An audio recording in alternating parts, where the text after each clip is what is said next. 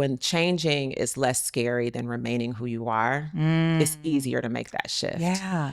And it became scarier for me to remain who I was and what I was doing after so much change in my life, that taking this risk to start something new that meant a lot to me just felt right.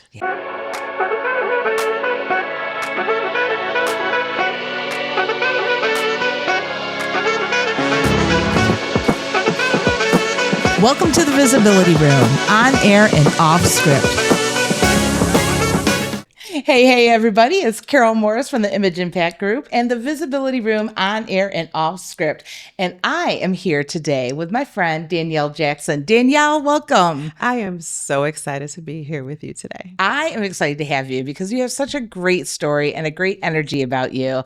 And I really think it's important for people to understand what you're doing now in your career. So give me just a quick synopsis of what you're doing now and who you're working with. Absolutely. So I was a lifelong educator, and after 25 plus years in the game, I decided that it was time for me to launch into a new space where I really support successful women who are asking themselves some really deep questions and could use the support in answering them as they shape a life that fits who they are later in life or their next chapter. Yeah, I love that. And I can relate to it immensely because, you know, I was I don't want to say a late bloomer, but where I sit now was not anywhere that I thought I would be. And that happened later in my life. So we're just coming up on 10 years. And had I known you when I started, I might have had a smoother transition. Absolutely. Well, we're going to get down and dirty in some questions, but I have a couple rapid fire questions for you first. Are you ready? Let's go. All right. First impressions. When it comes to first impressions, what do you want others to think and remember about you? That I am approachable, that I am human, and I don't judge. Oh, I like that. I like that. All right. What's your favorite way to connect, in person or digitally? Definitely in person. Yeah. I think that there's something special about the body language and the eye contact that makes it exciting when you meet somebody for the first time. Yeah, absolutely. And what builds credibility faster? Expertise, presence, or consistency? I think presence, because people can suss you out. Oh. You know, you can feel the energy of someone. Like, is this person, is this who they really are? Right. Or are they performing, trying to be something that they're not? Yeah. Yeah. And how do you think then consistency weaves in there? So again, your first impression, I think, is you sense it. But if you're on message, and in other words, every time I talk to you, you're not telling me something different. Right. I'm starting to believe you more and more. Yeah. Yeah. That's a great way to segue into it. Yeah. And on that note, you know, what is a number one trust killer that you've seen? I think the number one trust killer that I've seen is when you don't follow through on what you say you're going to do. Yeah. Or if you're not reliable. Yeah. You know, because people, people put their trust in you. And if you don't show up, then it's like, okay, who is this person really? Yeah. Yeah. What direction are we really going? What are we really doing here? Yeah. For sure. All right. Last one. What's the number one leadership lesson that you've carried with you? That we're all trying to figure it out. Yeah. You know, I think that it was one of the toughest things for me to accept, but you hear it so often. We are all just trying to figure it out. Yes. And you just get to a place where you're more comfortable with the uncomfortable. Right. Right. You get more attached to the process and not so married to the outcome. You just know it's a journey. You're going to use information to figure out how to make the best decision. And at some point, you got to go with it. Yeah, absolutely. And again, this is a great segue into what I want to talk to you about, because you, by recent profession, have been in the education system as, if I have this correctly, CEO of University Prep Schools, which I should know because my sister works there. I wanted to make sure I get the CEO part right. That's right. But going from that and being in education and that field for many, many years to jumping into something new, tell us a little bit about, how we got there and how's it going? Yeah, it's been such an interesting journey. I will say I became a certified executive coach in 2013. Oh. I didn't decide to leave education until 2025.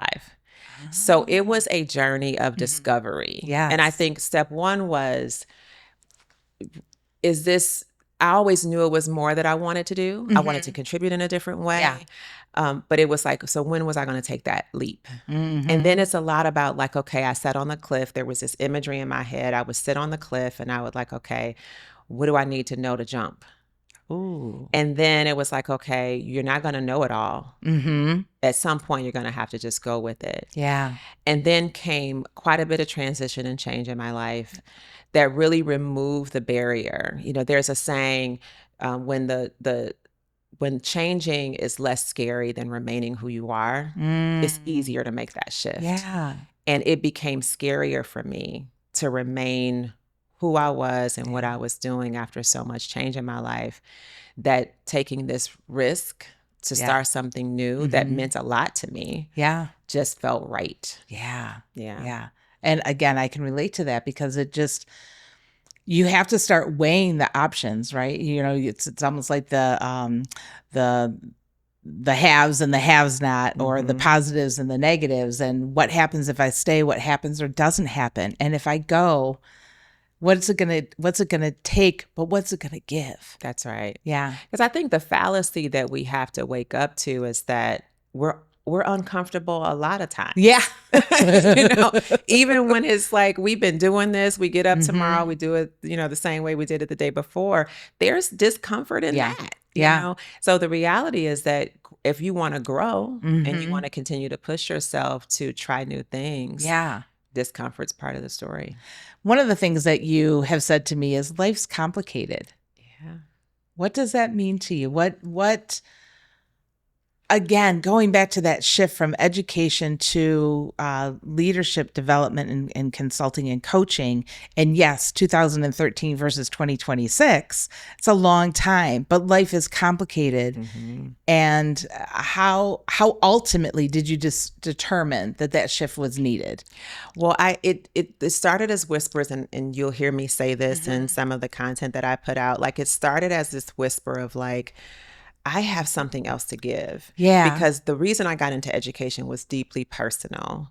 My educational experience as a young person really taught me that schooling or the education community can either kill kids or save them.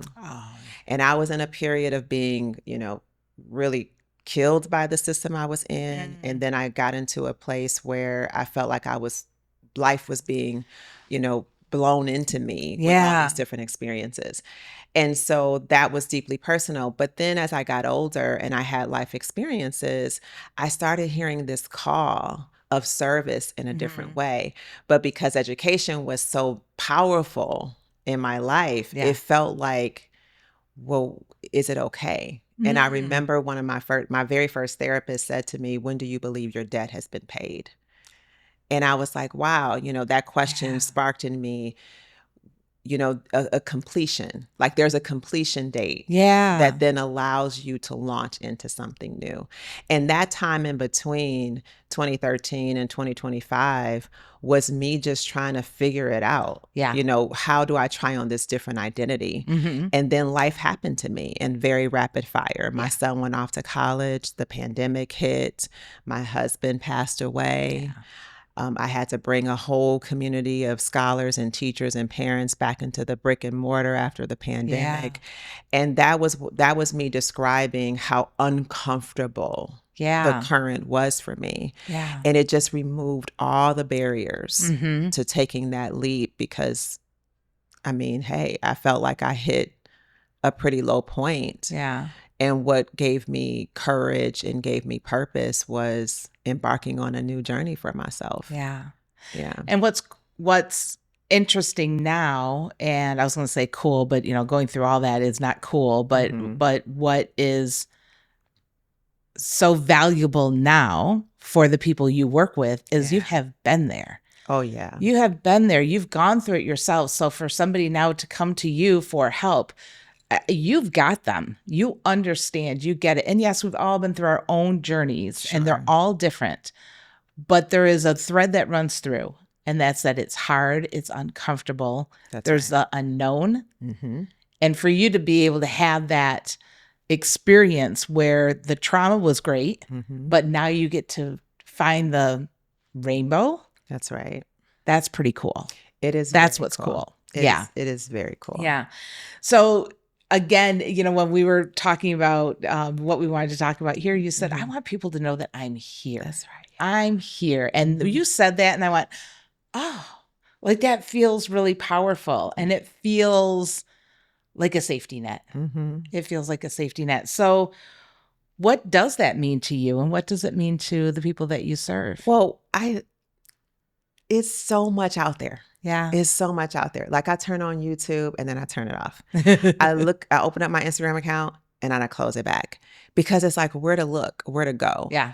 And I really want to try to shine through, and I'm pushing myself outside my comfort zone because you do not have to go through this alone. Yeah. It is not just happening to you. It is happening for you. Yeah. And I want to support you in getting to the other side because that's the only way through. I remember someone told me that the only way to the other side is through. Yeah. And going through that all alone. And I want to be clear, I wasn't completely alone during my process of getting through my trials and tribulations. Yeah. But it's something about being in community with someone who's been there. It's just a different way that you can support. And not that I know every woman's story, because I don't, but you can bet yourself that I'm going to be standing next to you and I won't be afraid of what your story has to say. And I want to help you not be afraid of it too. And there's a certain level of empathy that comes when you've been through something, that there's a level of empathy that unless you have been through it, sometimes you're not prepared to give it because you don't understand it. You don't understand it. Yeah. And I know you and I have talked, a lot about our trials and tribulations. So you know where I'm coming from. And it's, it's interesting for me personally, I had a cancer issue and my mom had cancer for years. And I now understand that I was not able to give her everything that I wish I could have now, because now I understand it. And so for people to come to you and to be in your world and for you to be able to give that, Danielle, I just think that's incredibly amazing. Yeah. And when you're out there looking for your person, that person to help you to get to the next step, to understand your story, is huge for that person making those decisions. Yeah. Tell me a little bit about community and what that means to you and some of the things that maybe are on the horizon for your people that you're working with. Absolutely. Community is, first of all, we're wired for belonging. Shout out to Brene Brown, who talks about this all the time. And there are others too, but we're wired for belonging. And there's something about being in community with other folks who are going through similar, maybe not the same thing, but similar things. And so I am putting together spaces for women to come together, both in person and virtually, where we can begin to open up or pull back the curtain, I like to say. Yeah. Because we must present ourselves as successful women, polished, put together. And there's that scene in How to Get Away with Murder when she takes all her makeup off and she takes off her wig. Like, I want to create rooms like that. Oh, yes. Where you can come in and you can just be authentically yourself. Yeah. You can talk about the hard thing and nobody's going to judge you. Yeah. And so I think intimate spaces for women to be able to do that is so powerful because I know when I've been in those rooms, you walk out feeling a little bit less alone. Yeah. You feel a little bit more confident because you realize that, I got a community. Yeah. And I want to be the catalyst for more opportunities like that. I love that. I love that. I love that. Oh my gosh. I can't wait to see what's on the horizon because I know you've got some ideas. Oh, yeah. Is there anything in particular coming up that people need to know about? Is there going to be an events page on your website, or where is the best place for them to get that information? Maybe just on your email? Just go to my LinkedIn. Yeah. Go to my LinkedIn portal. You'll see all the events that are coming up. That's where I'm going to post them first. Perfect. And then I'll also post where you can get on my email list, serve, and you'll get advance notice of things that I'm doing. Perfect. Yeah. And for those of you, watching and listening, make sure to connect with Danielle on LinkedIn because she does thought leadership every week, which is very, very, very good. And it will touch you and it will make you think. So thank you for sharing all that. Are you ready to dive into my magic bowl over here? Yes, let's do it. All right. So as I have told other people, grab what you want. I will read it because I have chicken scratch, handwriting. Okay. And let's see what we have. Okay, right. So these might be just completely out there. It might be a little bit about Detroit. Okay. Oh, I like this one. A skill you underestimated, but that now sets you apart. Ooh.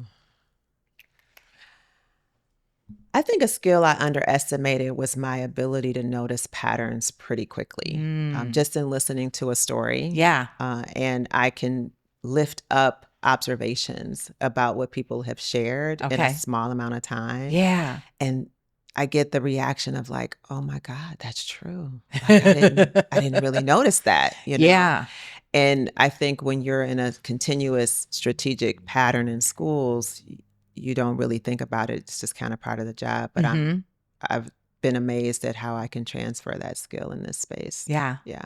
I think it's funny how people, and I think most people do this, right? When something is innate to us, we just disregard it and we don't think it's anything special. Yeah. And other people are looking at us like, what? Wait, what just happened? Right. Yeah. I said all that. Yeah. Wow.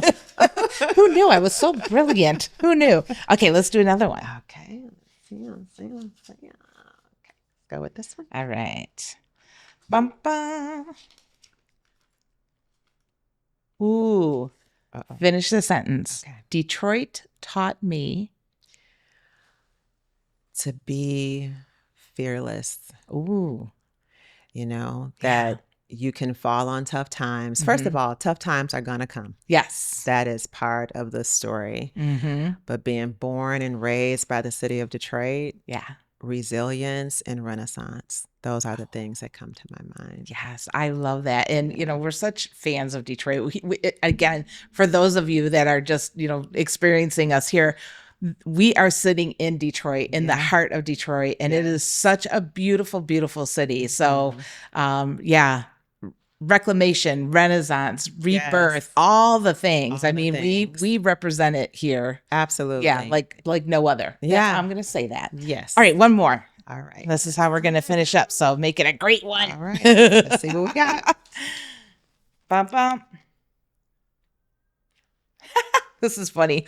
What's something you're wildly unqualified to give advice on? Woo, wildly unqualified to give advice on. I would say sports, although I talk about it like I can run with the best of them. Okay. And then as soon as someone says, so what do you think about player X? I'm like, yeah, it's a really great question. I'm not sure. That's when you start answering questions with questions. Right. Yeah. Right. They'll never understand. Yes. I can tell you how to enjoy a game, but do not ask me who you think is going to win. Yeah. That's me too. I can be there. I can be excited. Yes. I can root for the underdog. Yes. I can root for the one that should win, whatever. But don't tell me a name. I'm still living in the bad boys era of the Pistons. Same. So yeah. I'm like, who are these people who play for the Pistons? Wait, you mean Joe Dumars is not on the team anymore? Yes. And I was dedicated back then. I was dedicated. For sure. I got a dog right around the time that all that was happening, and his name was Joey Dumars. Oh, see, yeah, that's diehard. That's diehard. But don't tell me anybody. No, that's not true. I do know who Cade Cunningham is. You see, I don't. See, oh God. Okay, well, we got to go now. Okay. All right. Sorry. Yeah. Oh my God, Danielle, thank you so much for sharing, it's been a pleasure. A bit of what you're doing and what's to come. I am super excited to see the events that you're going to have coming up here in the near future. And thank you for doing what you do, because I know it hasn't been an easy path, but it is a path that now you get to give the gift of giving somebody else. That's right. And we are thankful for that. I know that when you and I work together and you do, oh my God, she's almost had me in tears a couple times doing her thought leadership, because you have a way of touching. And like you said, you may not realize how impactful it is, but how you can read a person or read the situation is really amazing. So thank you for being here. Thank you for sharing yourself and your journey with us. And thank you all for watching and listening. And make sure to like and comment and follow along with us here at On Air and Off Script. We will see you another time. Bye.